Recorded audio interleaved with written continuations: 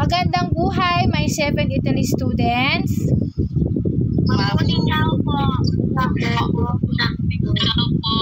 Okay, so let us start sa ating opening prayer to be led by Teacher Hilit.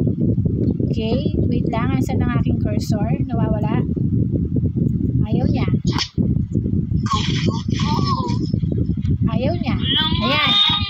Ayan, Teacher Hilit. Pakibasa. Wait lang, ma'am. Hindi ko makita eh. Game na, ma'am. Game. Panginoon, salamat sa pagbibigay sa amin ng isang pagkakataon upang makapag-aral. Naway pagpalain mo kami ng karunungan, makaintindi at maunawa sa mga aralin ngayon. Sa iyong biyaya, tulungan mo kami buksan ang aming isip para maging aktibong makipag-ugnay sa klase. Hinihiling namin ito sa pamamagitan ng iyong gabay, aming Panginoong Jesus Cristo. Amen. Amen. Sa ngalan ng Ama, ng Anak, ng Espiritu Santo. Amen. So, thank you, Teacher Hilit. Hindi ko makita yung aking cursor kasi white. Asa na siya? Ito ba yun? Oh, hindi ko makita. Ayan. Oh, project Mabuting Tao po tayo. 1, 2, ready, go.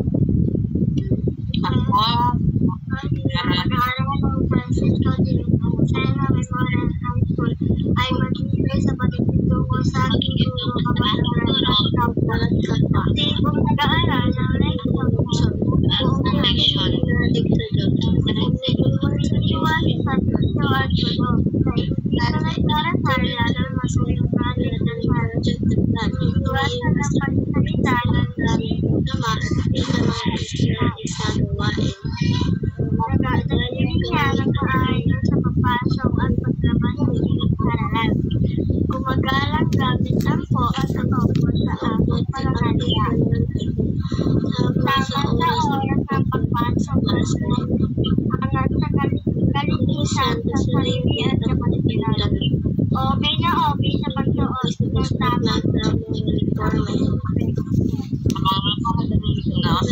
Nakasalagay ang ating pagkatao at kinabukasan. Okay, thank you. And then, asan na yun? Yan. Oh, skip na natin yung project kapaligiran. So, ngayon po, tayo po ay nasa Value Virtue of the Week. At ang ating Virtue of the Week ay Love for Truth. Nababasahin po ni Dentist Archie. Dentist Archie, pakibasa. Love for truth. Love is essential bond of union which exists between God and all things in their ultimate reality.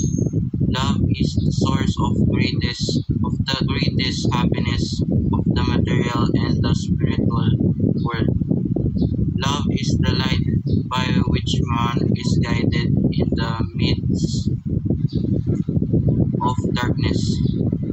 Okay, thank you. So, kapag po sinabi nating love for truth, ano kaya ang naintindihan ng ating mga 7 Italy student? Oh, unahin natin si Angel Baby. Angel Baby, anong naunawaan mo dyan?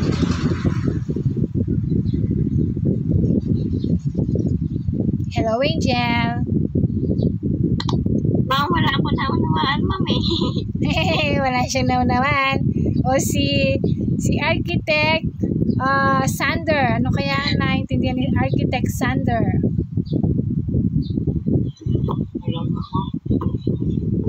No comment din si Architect Sander. Si Lawrence kaya?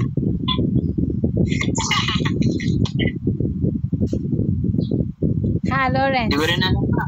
Di rin niya alam. Si Padua. Sigurado may sagot si Padua dyan.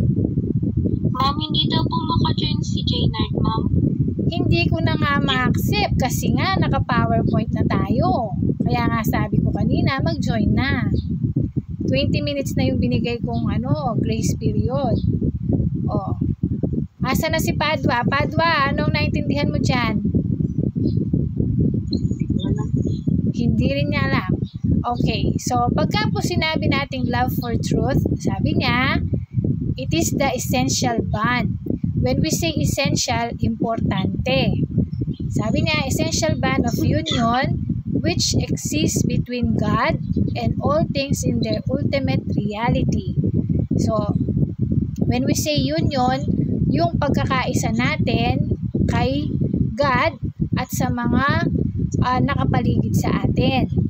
And it says, love is the source of the greatest happiness of the material and the spiritual world. Okay? So, kapag po sinabi nating love, pagmamahal, yan po ay pinaka highest. Okay? Kasi 'di ba mayroong kasabihan na yung anong tawag doon? Faith, hope, and love. And the most important is love. Okay? So, pinaka-importante po yung pagmamahal. Sabi niya, love is the light by which man is guided in the midst of darkness. Okay?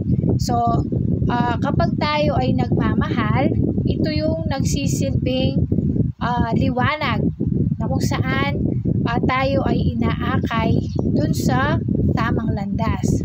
Katulad na lamang ng pagmamahal ng mga magulang nyo sa inyo, napapakita nila yon kapag pinag-aaral nila kayo. Kaya, huwag ninyong sayangin yung pagkakataon na kayo ay pinag-aaral ng inyong mga magulang. Dahil maraming estudyante ang hindi nakakapag-aral. Okay? O, naintindihan na po ba ang love for truth? Okay. Sige. So, moving forward tayo. Ayan. So, balik-aral. Si Arcelia, nung nag-fashion show, absent ka na eh. Oh. Pero anong gusto mong maging, Arcelia? Police. Oh, Officer Arcelia, pakibasa po ang balik-aral question.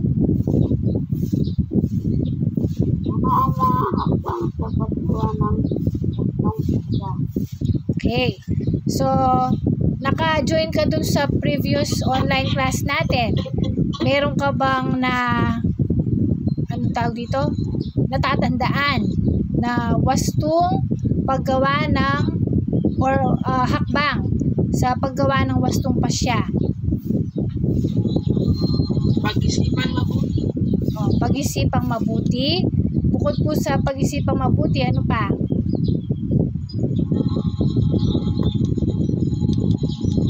Ano pa yung mga hakbang? Kapag sinabi nating hakbang, yung mga steps. Steps sa paggawa ng wastong pasya. Ano po yung natalakay natin last week? Ma'am, Nakalimutan na. Kasi natulog na, kaya nakalimutan na.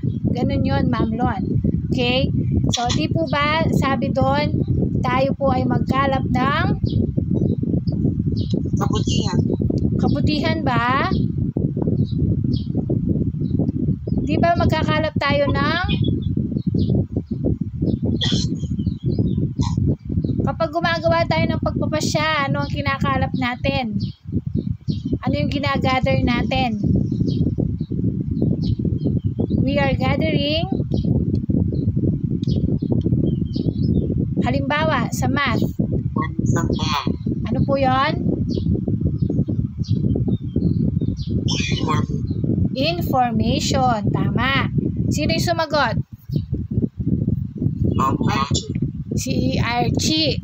Okay, so si Dentist Archie. So, tama. Kapag po tayo ay gagawa ng pagpapasya, tayo po ay magkalap ng information or impormasyon. At sino po ang unang kukonsultahin natin sa impormasyon na yon? Si Mayor. Dahil walang klase. Bukod kay Mayor, sino pa? Magulang po, ma'am. Magulang. Number 1 ang magulang. sa lahat ng mga ginagawa ninyong pagpapasya, dahil kayo ay minor de edad pa, ang magulang ninyo ang inyong pagkukuhanan ng impormasyon o ng suggestion. Okay? So, yan po. Okay? So, tayo po ay nasa personal na pahayag ng misyon sa buhay. Yan po ang title ng ating module. Wala po yan sa ating libro. Kasi sa book po natin, makikita natin nasa technical vocational chuba-chuba. Okay? So, pakibasa nga ang kasanayang pampagkatuto, Angel baby.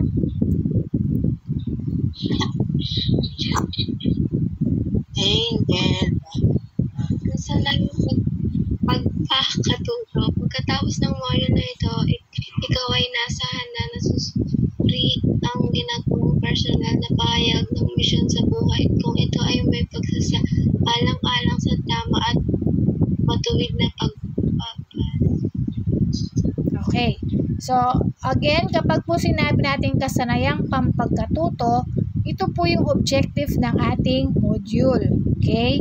At for this day, ang ating objective ay yung masuri, ma-analyze ninyo ang ginawa ninyong personal na pahayag na misyon sa buhay, kung ito ay mayroong pagsasaalang-alang or you are considering yung tama, correct, matuwid, right, na pagpapasya.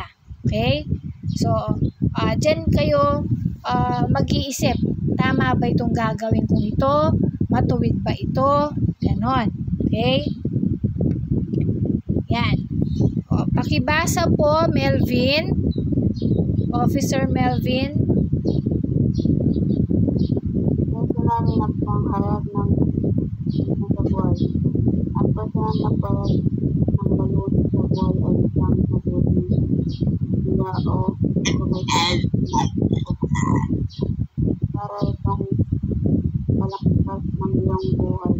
Ito ay parang puno na may ilalim ng ulat, kaya naman ito ay natatas at hindi mawala, ngunit ito ay buhay at patuloy na lumalago. Okay. So, sabi niya, ang personal na pahayag na misyon sa buhay ay isang layunin sa buhay at isang mabuting giya or guide sa ating mga pagpapasya. Okay? Katulad nung nasabi ko sa inyo last week, ako personally, mayroon akong ginawang personal mission statement at yun ay nilalagay ko lagi sa aking salamin. Okay? So that kapag ako ay nananalamin, nakikita ko yung mission ko sa buhay, nare-remind ako. Okay?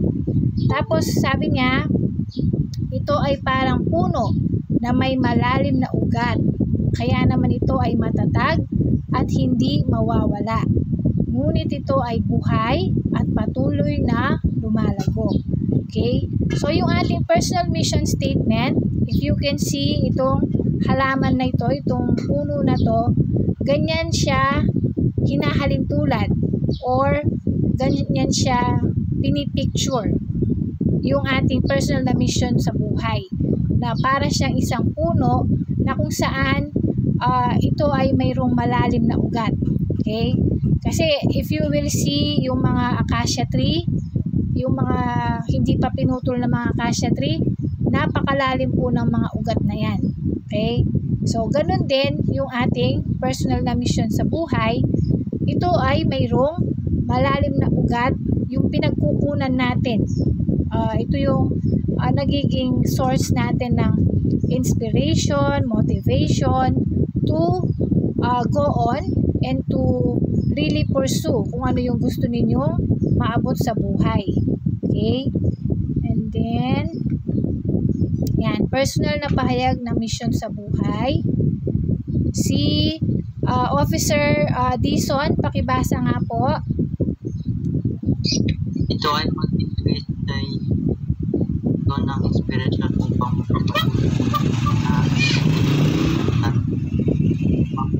makapit mo lamang ang iyong para sa sarili pamilya.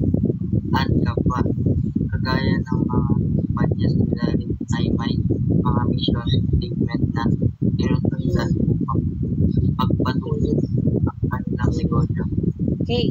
So, kapag po sinabi nating mission, if you will see, or mission statement, I mean, kapag nagpupunta kayo sa isang mga building or sa mga school or sa mga kumpanya, mayroon kayong makikita ang tinatawag na mission vision. Okay? Ano ba yung mission ng kumpanya na yon? Ano ba yung vision niya? Okay? So, halimbawa, sa Francisco G. Nepomuceno Memorial High School, meron tayong mission vision. Okay? Hindi ko siya pwedeng ipa-assignment sa inyo kasi wala tayong face-to-face, pero kung naka-face-to-face tayo, yan yung magiging assignment ninyo kasi nasa school naman yung mission vision natin. Para alam nyo na, ito pala yung mission ng FG. Ito pala yung vision niya. Okay? So, later, after online class, isesend ko sa GC yung mission vision ng FG. Okay? And then, si Architect Sander, pakibasa.